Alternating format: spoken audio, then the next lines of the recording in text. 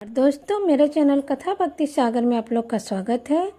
आज हम राधा अष्टमी की व्रत की कथा सुनेंगे। एक बार महाराज बृजभानु स्नान करने के लिए जंगल में जमुना नदी के तट पर गए थे।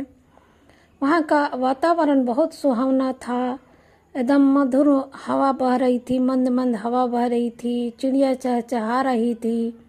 मतलब इतना खुशनुमा बहुत मौसम था। महाराज वहाँ बृजभानु स्नान करने के लिए यमुना नदी के तट पर गए हुए थे। वहाँ उन्होंने बहुत ही सुंदर सा दृश्य देखा। कुछ दूरी पर यमुना नदी के अंदर बहुत सुंदर सा स्वर्ण कमल का पुष्प तैर रहा था।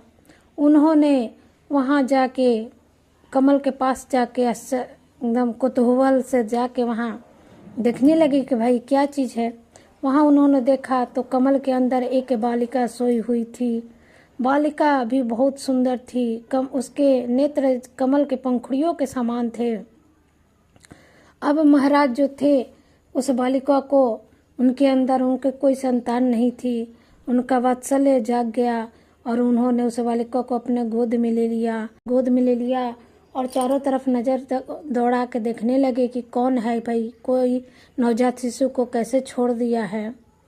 उसी समय ब्रह्मा जी वहाँ प्रकट हुए और तब महाराज ने ब्रह्मा जी को प्रणाम किया और ब्रह्मा जी ने कहा कि आप और आपकी पत्नी ने घोर तपस्या किया था भगवान श्री हरि के संगनी को अपनी पुत्री के रूप में पाने के लिए, तो यह लक्ष्मी जी का ही स्वरूप है, आप इसे अपने घर ले जाइए। महाराज एकदम खुश हो गए, एकदम गदगद हो गए और अपने घर लाए तो अपनी जो महारानी थी उनका कृतिका देवी, उनसे पुत्री के बारे में सारा स्नेह कहा और बात कहा और कहा कि ये हमारी पुत्री है। महारानी भी बहुत खुश हुई, उनको अपनी पुत्री की तरह पालने लगी। जैसे जैसे राधा रानी बड़ी होती गई वैसे वैसे उनके चंद्रमा के समान उनका सौंदर्य निखरता गया। उनके रूप की चर्चा होने लगी। लेकिन कुछ महीना बीतने के बाद वो रो नहीं रही थी, न रो रही थी, न आँख खोलती थी, न सुनती थी। इससे महाराज और महारानी बहुत चिंतित रहने लगे।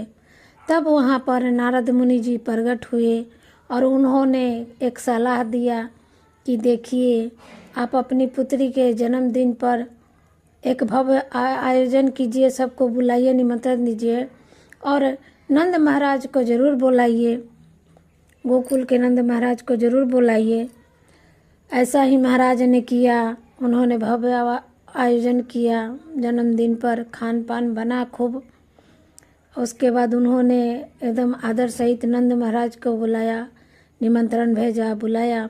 नंद महाराज जब आए महाराज भानु के पास, तो यहाँ आए तो जो राधा जी थी पालना में सोई हुई थी और कान्हा जी थोड़ा थोड़ा चल रहे थे।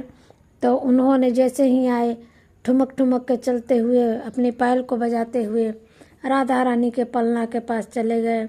और जैसे ही राधा रानी को एहसास हुआ कि उनके प्राण प्रिय आ गए हैं, उसने झट से आँख खोल दी और आँख खोलते ही सर्वप्रथम राधा रानी ने कान्हा जी को ही देखा और उसी समय उसने जोर से रोने शुरू कर दिया। यह देख के दृश्य सब लोग और खुश हो गए और इस तरह से राधा रानी का जन्म हुआ था और वो महाराज बृजभानु के घर में पली थी। और आगे तो हम सबको पता है कि वो कान्हा जी की कितने प्रिय थी। जय हो राधा रानी की।